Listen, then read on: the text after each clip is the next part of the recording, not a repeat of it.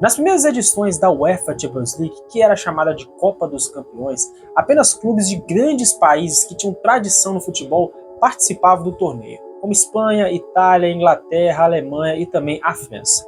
Clubes de outros países eram raramente classificados para o torneio, como a Escócia, como um grande exemplo, onde tivemos o Celtic, campeão da UEFA Champions League nos anos 60, e o Rangers, que seria campeão da Copa da UEFA nos anos 70. Mas um clube em especial de um país que até então não tinha nenhum reconhecimento no futebol fez um estradalhaço tão grande no começo dos anos 70 que chegou até mesmo a ser vice-campeão da UEFA Champions League de 1971. Esse time, como todos os bons europeus conhecem, é os Trevos, o Panathinaikos da Grécia, que teve um dos maiores esquadrões da história do futebol grego nos anos 60 e no começo dos anos 70. E hoje eu vou contar a história de um clube que fez tanta história na Europa que simplesmente colocou a Grécia no mapa do futebol naquela época. Mas antes de começar esse vídeo, eu gostaria que você se inscrevesse no canal e também deixasse o seu like. No futebol grego, nos anos 50, o grande rival do Panathinaikos, o Olympiacos, dominou a década, simplesmente ganhando 9 campeonatos gregos seguidos. Depois disso, na virada dos anos 50 para os anos 60, o Panathinaikos deu as caras ao futebol, simplesmente ganhando 3 campeonatos gregos, 64, 65 e também 69, e 2 Copas da Grécia, 67 e 69.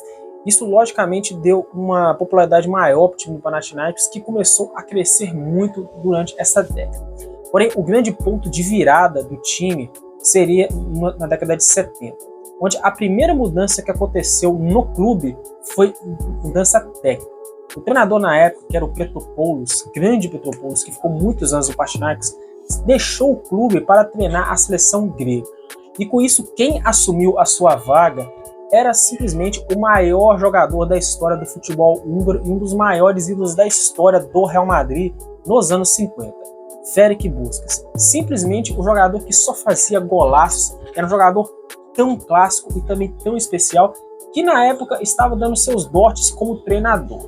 Antes dele começar a treinar o Panathinaikos, ele já treinava outros clubes em diversos países, como o Hércules da Espanha, também treinou clubes nos Estados Unidos, dentre outros países. Chegou no Panathinaikos com a responsabilidade de pelo menos colocar o time nas quartas de finais da Champions League de 1971. Depois que Puskás assumiu os Trevos, manteve praticamente o mesmo esquema 4-3-3, no entanto com algumas modificações. Camarás, que era o lateral direito, foi para o meio. Fiakos se deslocou para a ponta. 2 jovens assumiram as laterais, Vlahos na esquerda e Tomaras na direita. Na defesa o time permaneceu o mesmo, Kapsis, Sorpis e também o goleiro Incomopoulos. No meio tínhamos Domassos, considerado o maior jogador grego do século XX, e no ataque Anolatides e também Graminos. O Panathinaikos começou a sua trajetória na Liga dos Campeões contra o Jeunesse Etienne do Luxemburgo. Com 2 vitórias, o clube passou para as oitavas para jogar contra o Slova Bratislava da República Tcheca, que foi o campeão da Recopa da UEFA no ano anterior, em 1970. Venceu em casa o primeiro confronto por 3-0 e na volta perdeu por 2-1. Nas quartas de finais, o time do Panathinaikos enfrentou o Everton, que era o atual campeão inglês e tinha basicamente a base da seleção inglesa que disputou a Copa de 70 no México. O primeiro jogo, que foi disputado no território britânico, simplesmente tivemos uma zebra. O Panathinaikos acabou arrancando uma vitória por 1-0, levando vantagem para o segundo jogo. Jogando na casa do Panathinaikos, os Trevos seguraram o 0-0 e se classificaram para as semifinais. Pela primeira vez na história, tínhamos um time grego nas semifinais do torneio.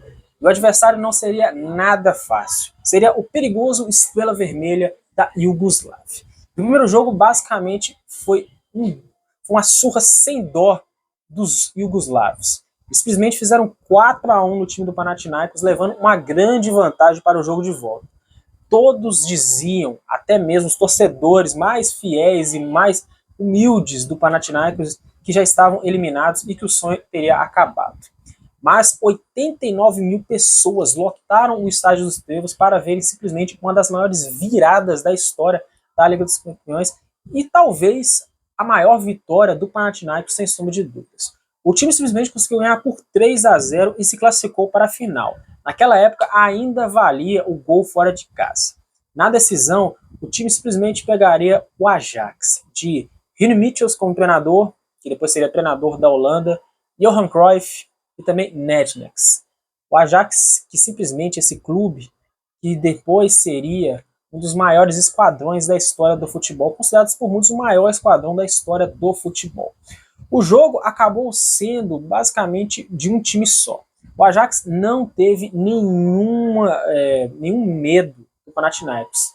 Mesmo se tivesse Zeus, Ares, Hades, qualquer deus grego, a Panathinaikos nunca iria ganhar essa partida.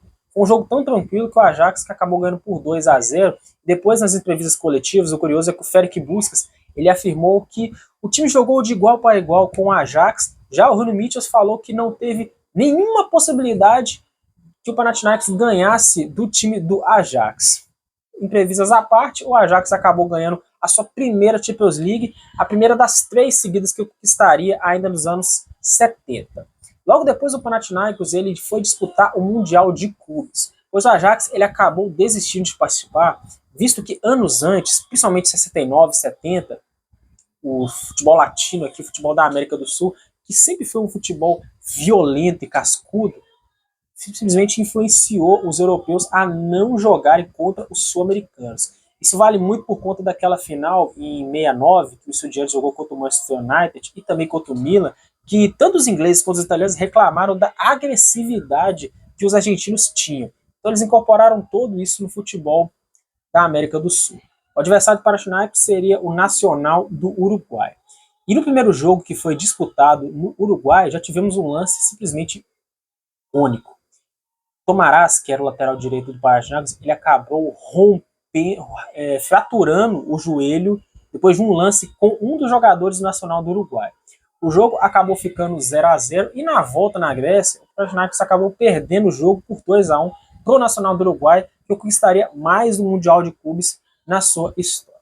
E a passagem do Panathinaikos no futebol, que foi de 69 até 71, que teve esse grande time, acabou encerrando. O clube, logicamente, fez história, que anos depois a Grécia iria voltar ao mapa do futebol, com a Grécia sendo campeã da Eurocopa em 2004 e também o Olympiacos, que seria campeão da Conference League, da UEFA Europa League, na verdade, em 2024. Mesmo antes da Grécia conquistar a Eurocopa e do Olympiacos, que é o maior rival do Panathinaikos, conquistar um título europeu, se tornando o primeiro clube europeu a conquistar o título, o Panathinaikos foi o time que simplesmente levou a bandeirinha da Grécia e colocou o país no mapa do futebol, valorizando muito o futebol grego, que é pouco visto, pois não tem muita relevância e não tem muita história, mas que tem um grande clássico que é Panathinaikos e Olympiacos, e também grandes jogadores já apareceram por lá, e vale a pena muito acompanhar esse time do Panathinaikos da década de 60, final dos anos 60, começo dos 70, que fez muita história no futebol europeu.